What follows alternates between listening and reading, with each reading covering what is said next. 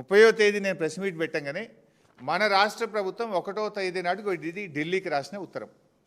ఏం రాసిండ్రో నేను చదివి వినిపిస్తా. 30 నాడు నేను తిట్టినా, ఇది రాష్ట్రానికి ద్రోహం చేస్తున్నావు, ఇది అన్యాయము, అసలు నువ్వు మీటింగ్కి ఎట్లా పోతావు, నువ్వు ఎజెండాలు ఎట్లా పెడతావు అని ఈ ప్రభుత్వాన్ని మొత్తం బండారం బయటపెట్టి వీళ్ళు చేస్తున్న ద్రోహాన్ని రాష్ట్ర ప్రజల ముందు పెడితే 30 నాడు ప్రెస్ మీట్ పెడితే 1వ తారీఖు నాడు ఇగో ఇది ఢిల్లీకి రాసిన ఉత్తరం. ఈ ఉత్తరంలో ఏం రాసిండ్రో నేను చదివి వినిపిస్తా. However, the state of Andhra Pradesh is proceeding with illegal activities of construction and further preparation of DPR against the instructions of MOJS. It is further understood that the government of Andhra Pradesh is proceeding with the preparation of DPR of Nalamalla Sagar and CWC is also proceeding ahead with appraisal of its PFR.